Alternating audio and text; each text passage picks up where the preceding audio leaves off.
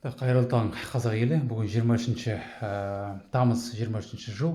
Бүгін бір сұмдық жаңалық естіп жатырмық. Қазақстанда цифрлық теңгені енгізу жоспарлануда. Цифрлық теңгені мен қазақ халқына не екенін түсіндіргім келіп тұр. Қарапайым тілмен айтқанда. Адамдар оны банкоматский карточкамен теңестіреді. Ол деген екі бөлек нәрсе, екеуі ұшаң теңіз арасы. Жер мен көктей. Банкоматский карттан айырмашылығы банктер болмайды. Тек қана цифрлік валюта болады. Цифрлік валютада банкомат болмайды, себебі ода деген наличный ақша болмайды. Наличка ақшаны бәрін алып тастайды.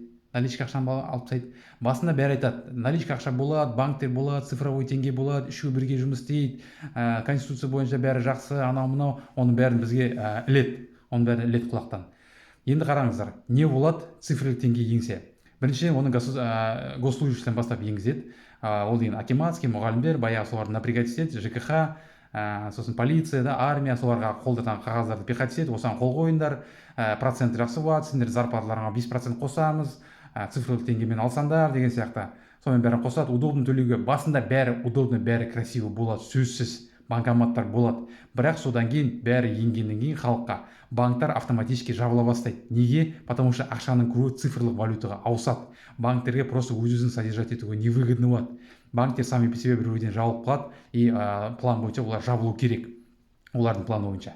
Енді қараңыздар, цифрлық валюта деген не? Банкоматский карточкадан банкоматтан ақша шеше аласыңдар, барып бірдеме сатып аласыңдар да. Цифрлық валютада олай болмайды. Онда цифрлық валюта сіздің телефоныңызға карточкаңа привязаны болады да, бөлек карточка болады. Дүкеннен барып бірдеме сатып аламын десеңіз, мысалы дәрі сатып аламын десеңіз, үкімет дәріге стоп қоюы мүмкін. Мына дәрі сізге шегуге болмайды. Темекі шегуге сізге болмайды. Медицинский данные сізді ашады, медицинский данные тоже цифровой ғой, сізде компьютерде ғой бәрі. Сізге врач не рекомендовал, мысалы, темекі шегуге болмайды. Мына дәріні шегуге болмайды. Мына суды, минералдық суды шегуге болмайды. Секерді, коланы шегуге болмайды. Мысалы, бәріне ограничение қойылады. Сіз оларға сотқа бере алмайсыз. Неге? Себебі сізгеден карточкаңызды блокировать етсе, сіз госпошлину төлей алмайсыз сотқа беру үшін. Какой-то 900 теңге төлеу керек болса, госпошлину төлей алмайсыз просто. Түсінсіз, сізде наличка болмайды. Сіз ешкімге сотқа бере алмайсыз, надо будет. Автобуспен жүре алмайсыз. Сізге автобус запрет береді. Үкіметке ұнамасаңыз, сіз машина сатып ала алмайсыз. Бәріне разрешение бар, бірақ сізде машина алуға разрешение болмайды. Жаяу жүресіз.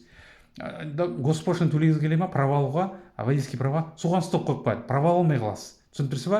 Басында сізге бәрін айтады, ойбай, бәрі болады, цифрлық валюта болады, теңге болады, наличка болады, банктер бәрі болады, ойбай, Қазақстан, народ, власть, анау-мынау бәрін сізге құлақтан лечить. Содан кейін монополия пайда болғаннан кейін, цифровой теңге пайда болғаннан кейін, қалған банкоматский карточка банктар олар құриды. Бір жыл, жарты жыл құриды оның бәрі. Содан кейін каждый сендердің шақтарын дүкенде жасаған, сатып алған. Бәрі оларға спискта шығып тұрады. Не алдың, қашан алдың, не үшін алдың. Магазинге барып 5 литрlik су алатын болсаң, неге сен 5 литрlik су аласың? Сен бір күнде 3 литр саған жарамай ма деген сияқты сондай ограничение қою мүмкін. Неге қоймайды? Сіз ковид кезінде тоже айттыңдар, ойбай, ограничение болмайды, оның бәрі өтірік, сенбейміз, қайдағы автобусға мінгізбеу, жүрдіңдер жаяу.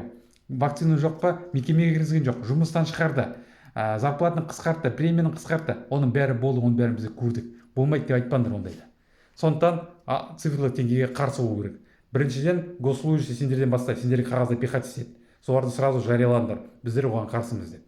Содан кейін барып госслужащийдің бәрін қаптағаннан кейін, содан кейін айтады, мына 5 миллион халық келісті, сендер де келісуің керексіңдер деп уже қарапайым халыққа кіріседі. Кәдімгі ИП оларды істейді. Қазақ халқы.